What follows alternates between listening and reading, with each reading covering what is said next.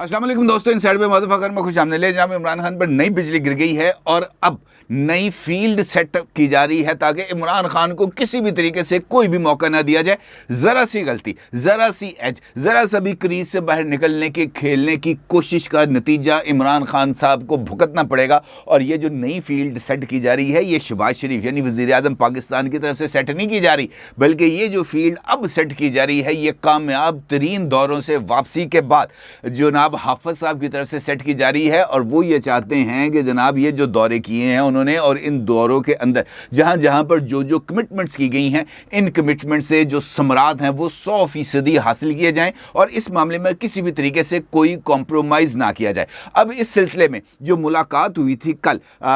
जनाब army chief general Asim Munir साहब की और DGISI lieutenant general Nadeem Ahmed Anjum साहब की वज़ीर आज़म शहबाज शरीफ से, वो इस वजह से नहीं हुई थी कि जनाब इमरान खान का मक्खू ठप्पड़ को प्लान बनाना है, बल्कि इस वजह से हुई थी कि जनाब ये जो दौरे के नतीजे के अंदर जो डेवलपमेंट्स हो रही हैं, ख़ास तौर पर Pakistan, Saudi Arabia, China, Russia, Iran, इसके हवाले से जो नई पेशबंदी है उसके लिए ज़रूरी है कि पाकिस्तान के अंदर ऐसी फील्ड सेट की जाए जहाँ से कोई भी चीज़ ऐसी ना हो जो आला तरीन और ताकतवर तरीन लोगों के जो नोटिस में आए बगैर किया जा सके। और इस हवाले से बाजवा साहब की तरफ से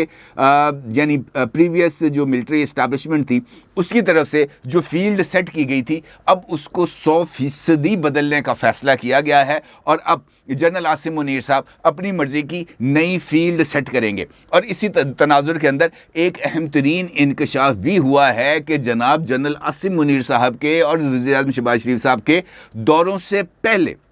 इन दोनों शख्सियात के गैर मुल्की दौरों से पहले एक और अहम तरीन शख्सियत ने खुफिया तौर पर इन तमाम ममालिक के ना सिर्फ दौरे किए बल्कि इन दौरों की कामयाबी के लिए बुनियाद रखी। बुनियाद भी ऐसे रखी कि जनाब ये लोग जाएं वहाँ पर और जाके कामयाबी के समरात समेट के आ जाएं। और ये शख्सियत कोई और नहीं थी बल्कि DGISI lieutenant general Nadeem Ahmed Anjum साहब थे, जिनकी तरफ से ये खुफिया काविशें की गई। इन खुफिया काविशों का क्या नतीजा निकला है, अगर आपको इस बात को ज़रा समझाने के लिए मैं सिर्फ एक मिसाल आपकी खिदमत में पेश करूं तो आपके सामने ये सारे का सारा मंजर बहुत ही क्लैरिटी के साथ वाज़ेह हो जाएगा। आज से 2-3 दिन पहले ज़मान पार्क के अंदर जर्मन सफारत खाने के अहम तरीन शख्सियात, जिसमें जर्मन सफ़ीर भी शामिल थे, उन्होंने इमरान खान साहब के साथ मुलाकात की। और इस मुलाकात में इमरान खान साहब और उनकी जमात की तरफ से जो यूरोपीय यूनियन के अहम तरीन मुल्क हैं, उनके जो सफरा हैं, उनके गोश गुजार ये बात की गई कि जनाब पाकिस्तान के अंदर इंसानी हकूक़ की सिचुएशन बहुत ज़्यादा ख़राब है। यहाँ पर तो ऐसा हो रहा है कि किसी को भी बात करने की इजाज़त नहीं है, यहाँ पर किसी को अपने डेमोक्रेटिक राइट्स हासिल नहीं है। इस तरह की बातें करके यूरोपीय ममालिक के कान भरे गए। और उसके बाद होता ये है कि अमेरिका में जो पाकिस्तान तहरीक इंसाफ का ओवरसीज़ चैप्टर के लोग हैं, वो जाकर ब्रेड शर्मन से और उसके बाद एंथनी ब्लिंकन से मुलाकात करने की कोशिश करते हैं, बल्कि मुलाकात भी करते हैं और वहाँ पर इसी मौक़िफ़ को दोहराते हैं। उसके बाद एक और चीज़ सामने आती है जिसमें ये बात बताई जाती है कि जनाब, बल्कि यहाँ पर हमारे नेशनल मीडिया पर भी ये ख़बर शेयर की जाती है कि हुकूमत पाकिस्तान की तरफ से तमाम तर मुतालबात पूरे किए जाने के बावजूद IMF जो है वो पाकिस्तान को किसी भी तरीके से अकोमोडेट करने के लिए तैयार नहीं है। और ये जो कर्ज़ की रकम मिलनी थी, यानी IMF के प्रोग्राम का जो बहाली का ऐलान होना था, वो अभी तक नहीं हो सका और इसमें अभी भी कुछ ताख़ीर बाकी है। और इसी हवाले से शेख रशीद अहमद ने ख़ुद एक ट्वीट किया था और उस ट्वीट के अंदर भी उन्होंने इस बात का इशारा किया था कि जनाब ये जो इस महीने मई के अंदर जो IMF का एग्जेक्टिव बोर्ड का इजलास होने जा रहा है, इस एग्जेक्टिव बोर्ड के इजलास में पाकिस्तान का नाम शामिल नहीं। और सबसे बढ़कर ये कि अब से एक कोई 24 घंटे पहले एक और रिपोर्ट सामने आई और इस रिपोर्ट में इस बात का इंकशाफ किया गया। और अगर मैं ये कहूँ कि ये रिपोर्ट हेरल्ड ट्रिब्यून के अंदर शाया हुई तो ये कहना गलत नहीं होगा, क्योंकि इस रिपोर्ट के अंदर ये बात बड़ी क्लैरिटी के साथ लिखी गई कि पाकिस्तान तहरीक इंसाफ ने इक़्तिदार में आने की सूरत में पाकिस्तान के अंदर जो माशी इस्तेहकाम लाना है, या ये जो उनका इकनॉमिक रेवोल्यूशन का जो प्लान है, ये उन्होंने शेयर किया है। किसके साथ शेयर किया है? अमेरिका के साथ। ठीक है जी। इसका मतलब ये बात बड़ी क्लैरिटी के साथ मैं आपकी खिदमत में पेश करना चाहता हूं कि इस वक्त पाकिस्तान तहरीके इंसाफ के जो तमाम तर मफादात हैं वो अमेरिका के साथ जुड़े हैं और पाकिस्तान तहरीके इंसाफ एक मरतबा फिर अमेरिका के कंधों पर चढ़कर पाकिस्तान के इक़्तिदार के ऊपर आना भी चाहती है और कब्जा भी करना चाहती है। जबकि दूसरी जानिब वज़ीर-ए-आज़म शहबाज शरीफ और वज़ीर ममलिकत बराए अमूर ख़ारजा हिना रब्बानी खर साहिबा की एक जो गुफ्तगू की दस्तावेज़ात हैं वो लीक की जाती हैं और वो लीक होकर छपती हैं वाशिंगटन पोस्ट के अंदर, और वहाँ पर यह बात बड़ी क्लैरिटी के साथ सामने लाई जाती है कि पाकिस्तान अमेरिका को प्लीज़ करने से, यानी अमेरिका को खुश करने से उसको गुरेज करना चाहिए। कौन कह रहा है? ये पाकिस्तान की हुकूमत कह रही है। कौन से लोगों के बारे में ये बात थी कि जनाब ये तो अमेरिका के इशारे पर आए हैं, अमेरिका के कांधों पर चढ़ के आए हैं, ये अमेरिकी साजिश का नतीजा है ये गवर्नमेंट, और ये गवर्नमेंट आके ये कह रही है कि हमें अमेरिका को खुश करने की ज़रूरत नहीं। और वो तमाम लोग जो इससे पहले ये बात का इल्ज़ाम लगाते थे कि पाकिस्तान के अंदर जो तमाम तर तब्दीलियाँ की गई हैं और इमरान खान साहब को इक़्तिदार से निकाला गया है, उसके पीछे अमेरिका है, वो इस वक्त अमेरिका के ही कंधों पर सवार होकर पाकिस्तान में इक़्तिदार हासिल करने के लिए हर एक एक्सटेंट तक जाने के लिए ना सिर्फ तैयार हैं बल्कि वो पाकिस्तान के इमेज को पूरी दुनिया के सामने ख़राब करने में भी कोई सानी नहीं रखते और उसके लिए भी हर एक एक्सटेंट तक जाने के लिए तैयार हैं। चाहे उसका फ़ायदा इंडिया उठाए, चाहे उसका फ़ायदा इसराइल उठाए, चाहे उसका फ़ायदा जो मर्ज़ी उठाए, उन्हें इस बात से कोई गर्ज नहीं है। अब इस सिनेरियो के अंदर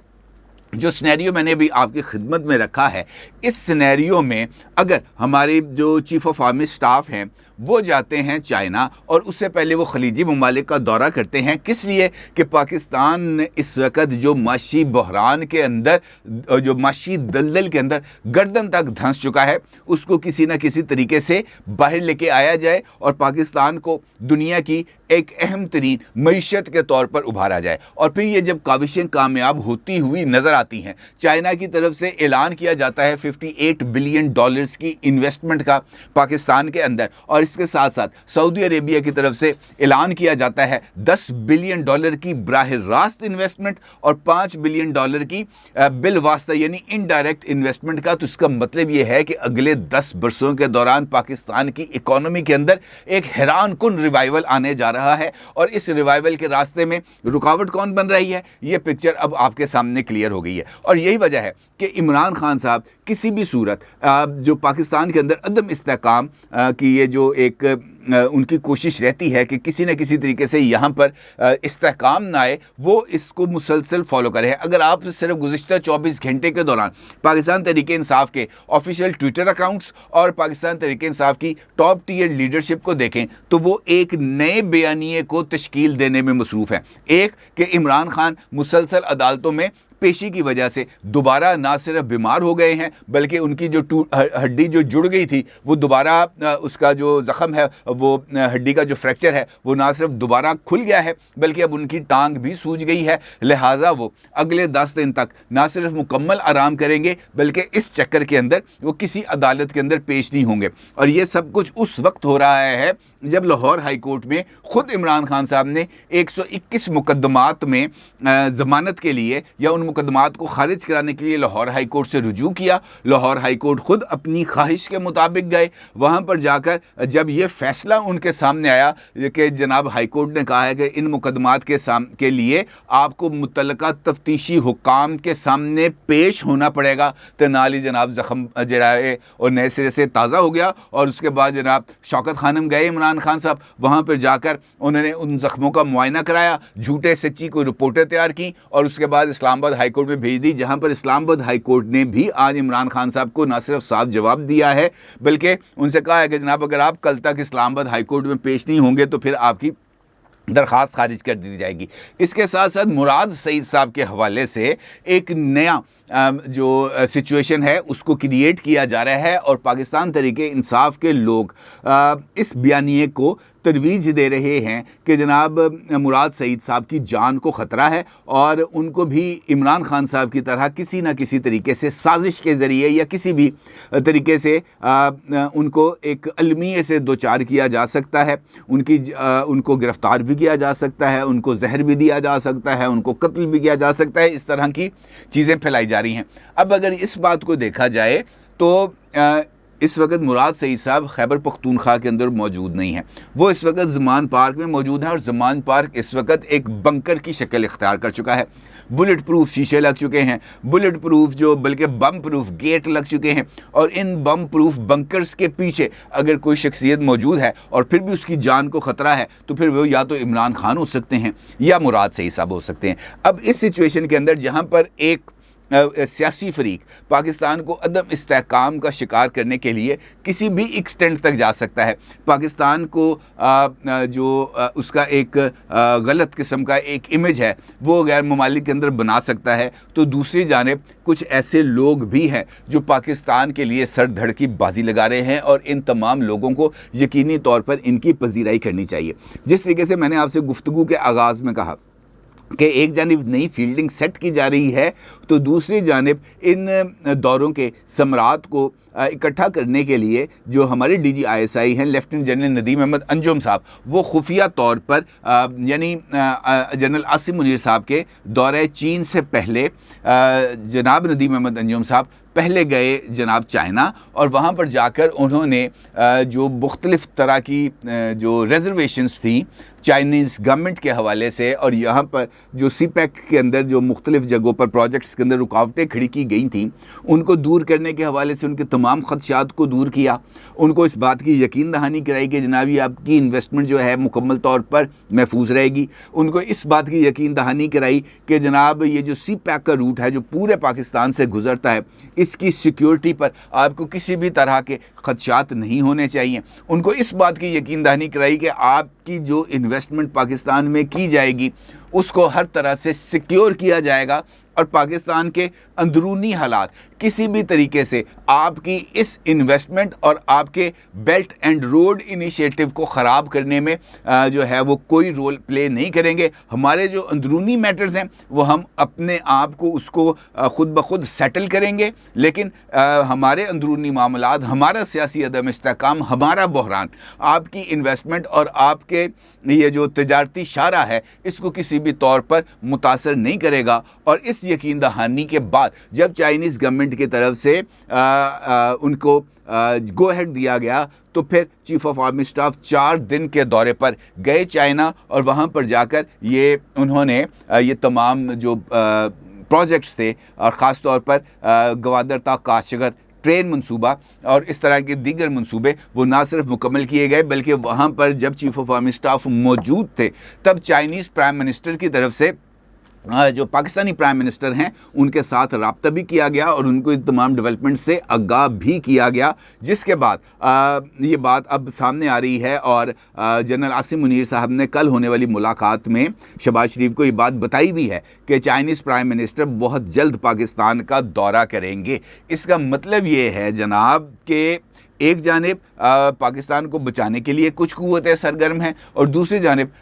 ये जो नए इनिशिएटिव सामने आ रहे हैं पाकिस्तान को इस मौशी दलदल से निकालने के लिए, उन इनिशिएटिव्स को ख़राब करने के लिए भी कुछ क़ुव्वतें मैदान में हैं और अमेरिका इसके अंदर सर-ए-फ़हरिस्त है। और अमेरिका के हवारी इस वक्त वो भी सर-ए-फ़हरिस्त हैं, वो भी हमारे सामने हैं और उनके लिए उनकी ये जो काविशें हैं इनको किसी न किसी तौर पर हमें ब्रेक लगानी होगी। दूसरी जानिब ये जो कल मुलाकात हुई है शहबाज शरीफ साहब की, उसके बारे में ये बताया जा रहा है, कुछ लोग इसके हवाले से इस तरह का भी कुछ तासुर देने की कोशिश कर रहे हैं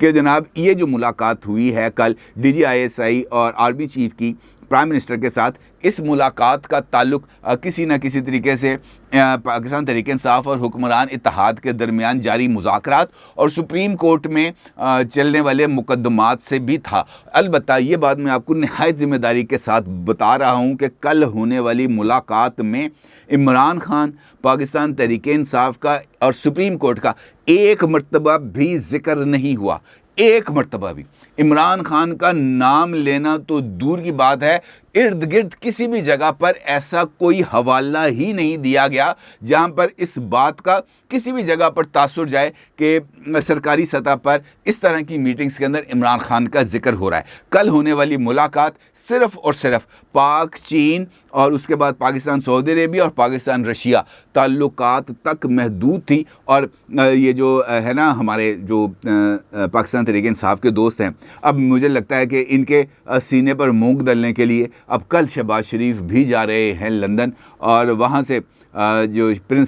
वो जो अब प्रिंस तो नहीं, खैर किंग चार्ल्स हैं, उनकी जो रस्म ताज पोशी है उसके अंदर वो शिरकत करेंगे। और फिर यहाँ पर नए सिरे से शुरू होगा कि देखा सरकारी ख़जाने के ऊपर सैर करने ये चले जाते हैं, भाई से मिलने चले जाते हैं, और वहाँ पर जाकर पाकिस्तान की सियासत के हवाले से प्लान बनते हैं। कहने की बात यह है कि अब इस वक्त हमारा जो